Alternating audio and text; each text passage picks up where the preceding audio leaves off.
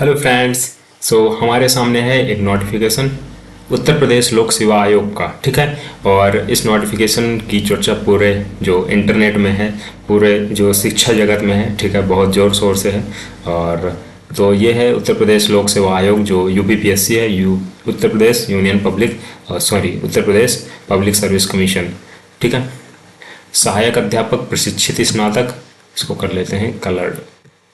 सहायक अध्यापक प्रशिक्षित स्नातक श्रेणी, ठीक है, पुरुष महिला शाखा, परीक्षा 2025। तो जो इसके ऑनलाइन एप्लीकेशन फॉर्म स्टार्ट होने की डेट है वो है 28 जुलाई, ठीक है। और जो लास्ट डेट है आपको फीस जमा करने की, तो ये है 28 अगस्त, 28 अगस्त, ठीक है। एक महीने का पूरा फुल टाइम मिला हुआ है आपका। और फिर अगर आपको कोई संशोधन करना है, करेक्शन करना है, तो आप 4 सितंबर तक कर सकते हैं इसको, ठीक है।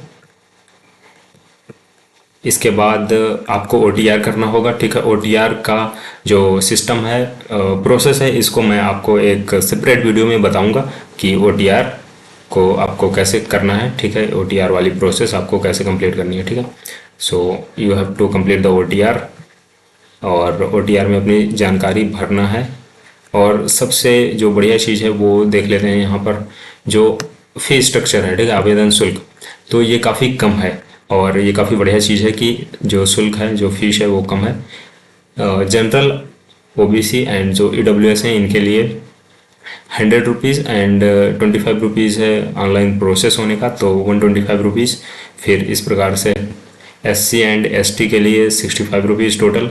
और जो दिव्यांगजन है, मतलब जो फिजिकली हैंडीकैप्ड हैं किसी भी प्रकार से, तो उनके लिए 25 रुपीज़। और जो भूतपूर्व सैनिक हैं, जो मतलब पहले सेना में रह चुके हैं, इनके लिए 65 रुपीज़। फिर इसके बाद है, देखो, रिक्तियों की संख्या, ये काफ़ी इम्पोर्टेंट है कि टोटल वैकेंसी कितनी है। तो टोटल वैकेंसी है यहाँ पर 7,466 पोस्ट। How many post? 7,466। इसमें से महिला और पुरुष अलग अलग हैं, ठीक है। तो पुरुष के लिए यहाँ पर हैं 4,860 टोटल पोस्ट, और महिला के लिए 2,525 पोस्ट, डिफरेंट सब्जेक्ट में, ठीक है। फिर आगे जैसे ही चलेंगे तो सब्जेक्ट वाइज भी इसको मैं आपको डिस्कस करूँगा। फिर यहाँ पर देखेंगे आप कि जो रिक्तियों की संख्या घट बढ़ सकती है, दिया हुआ है। ये जो पोस्ट है, इनकी जो नेचर है, ये ग्रुप सी हैं, अराजपत्रित।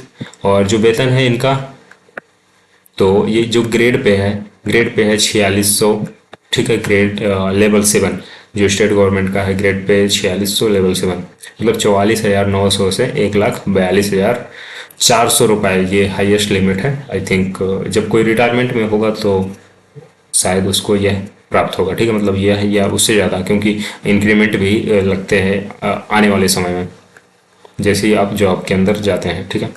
तो ये सारी चीज़ें हैं। इसके बाद देख लेते हैं, ओटीआर के बाद आपको फीस स्ट्रक्चर देख लिया आपने।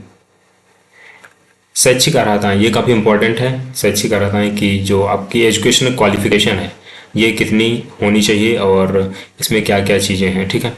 तो ये है 8वें पॉइंट में, इसको देखते हैं। राजकीय विद्यालयों के पदों हेतु, ठीक है। राजकीय विद्यालय क्या होते हैं? जो जीआईसी होते हैं, ठीक है, गवर्नमेंट इंटर कॉलेज होते हैं। और जो गवर्नमेंट इनको रन करती है, जो राजकीय के अंतर्गत आते हैं, ठीक है।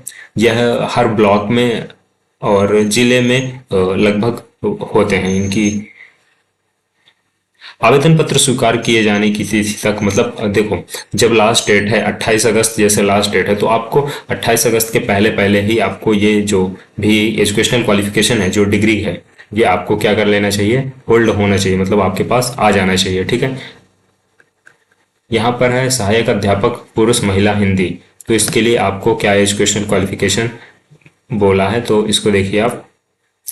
भारत में विधि द्वारा स्थापित किसी विश्वविद्यालय, मानद विश्वविद्यालय संस्था से एक विषय के रूप में हिंदी स्नातक और एक विषय के रूप में संस्कृत के साथ इंटरमीडिएट, संस्कृत के साथ, मतलब देखो, आपका ग्रेजुएशन में हिंदी सब्जेक्ट होना चाहिए, ठीक है, लास्ट ईयर तक।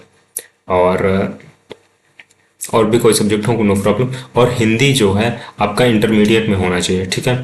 इंटरमीडिएट में हिंदी सब्जेक्ट आपका होना चाहिए, ये फर्स्ट इसमें जो मैंडेटरी है चीज़ एजुकेशनल क्वालिफिकेशन के अंतर्गत, और दूसरी चीज़ है भारत में एनसीटी द्वारा मान्यता प्राप्त किसी कोर्स में शिक्षा स्नातक मतलब बीएड की डिग्री होना आवश्यक है। क्या आवश्यक है? बीएड की डिग्री, ठीक है।